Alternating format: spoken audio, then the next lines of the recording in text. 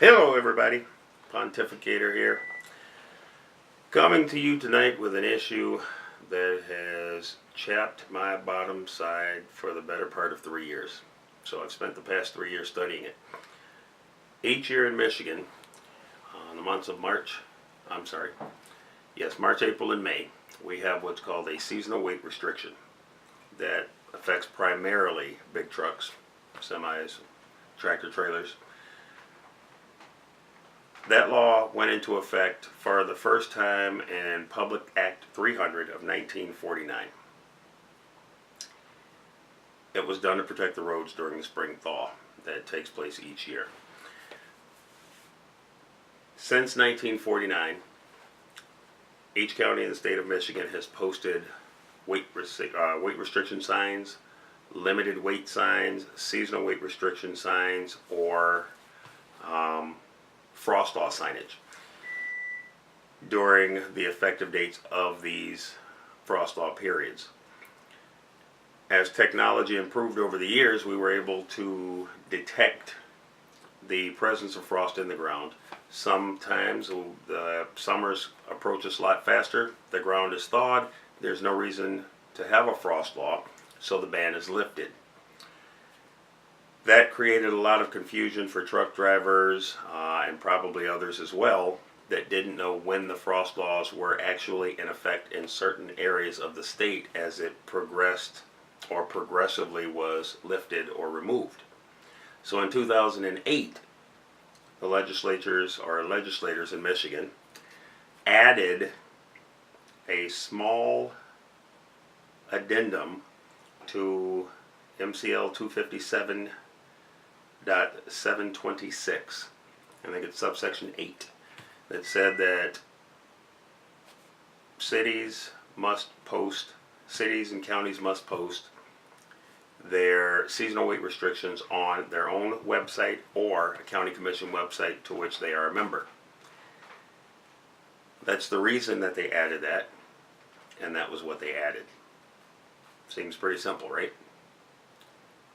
I thought so. In 2009, the Wayne County Weighmaster was instructed by his boss, who at the time was Terry Spryzak. I'm not sure what his title is, but I know that it's not traffic engineer, to tell them that the signs no longer needed to be put up. So what they did was they created a situation where,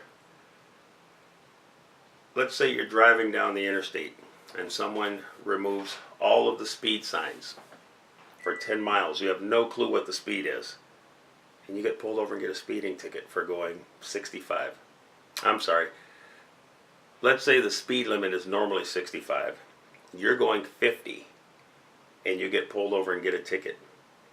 And not only that, you get a ticket for $5,000. You'd be upset, right? Well, that's exactly what's happening to truck drivers. These guys are using roads that are normally open to the maximum weight load limits of their trucks, 80,000 pounds, or in the Michigan's case, I don't even know what the weight limit is, but we have we call them gravel trains. They literally have 11 axles on them. They're very heavy. But these guys are going up roads that are normally open to them, and now all of a sudden there's no sign where they are used to seeing signs posted where these restrictions exist. There's no signs. So they're turning. The cops are sitting there waiting, especially in the case of Romulus, Michigan, who 2 years ago raked in $289,000 in frost law tickets alone in a very short frost law season that I think was only about 32 days long. It's absurd. It should be illegal because they're specifically targeting trucks during this time where there are no signs posted. But let's go a little bit further here and find out why the signs were ever posted in the first place. This is a law that also dates back to Public Act 300 of 1949, and it has remained almost unchanged. It says that state highway commissioners or county road commissioners with respect to highways under their jurisdiction may suspend the restricted imposed may suspend the restrictions imposed by this section at their discretion when the conditions on the highway so warrant, or may impose restrictions, loading, weight limits, etc. I'm sorry, that is the wrong piece that I wanted to read to you.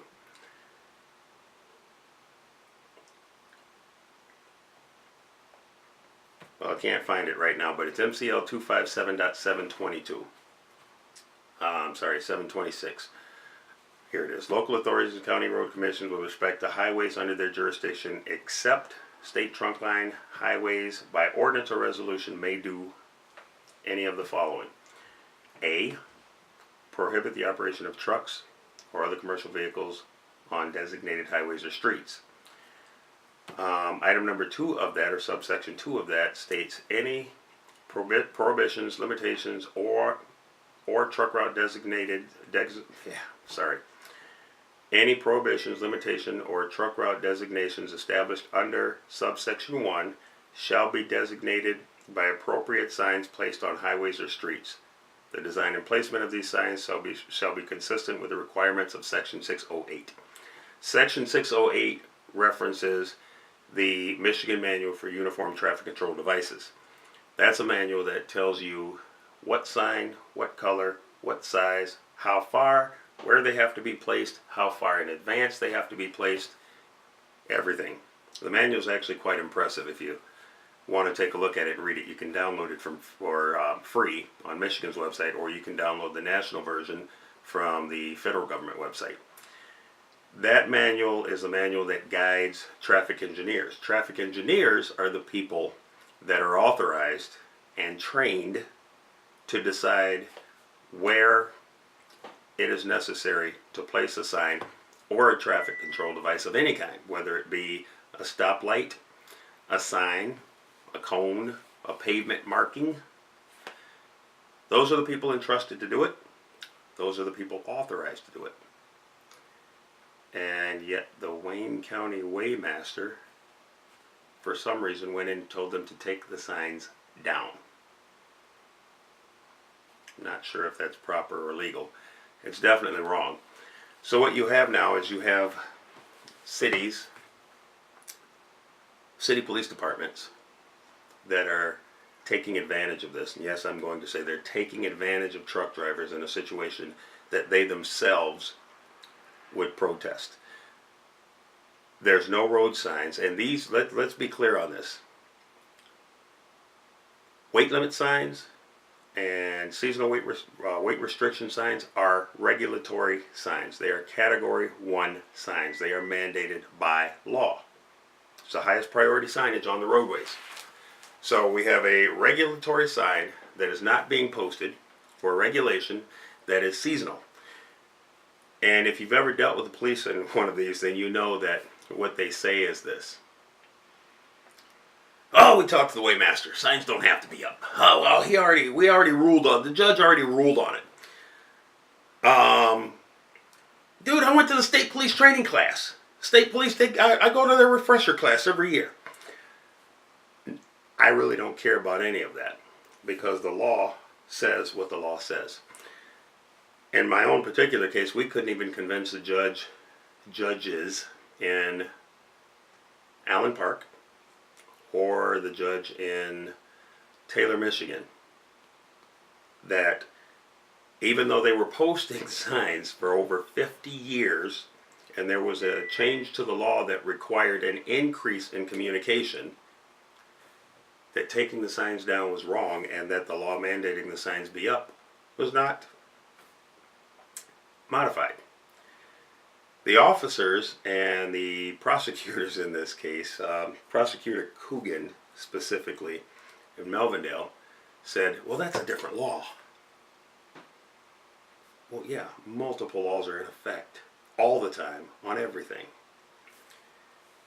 I even had a police officer tell me, I didn't write you a ticket for that law. And I said to him, you can't write me a ticket for that law. That law mandates something that you, as a city, must do. You can't write a citizen a ticket for something that's an instruction for a city.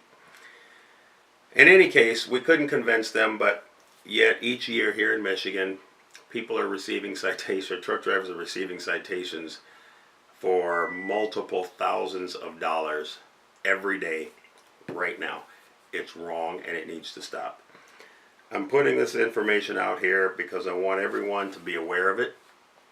It is wrong. We are working on a resolution, something that I hope will finally fix this once and for all. And if we're lucky, I don't know the law.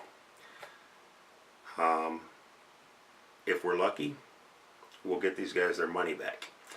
And like I said, it's going to be millions of dollars. One city, the city of Romulus, $270 or $280-ish thousand each frost law season. It may be higher on those years where the frost law actually lasted 60 or 70 days.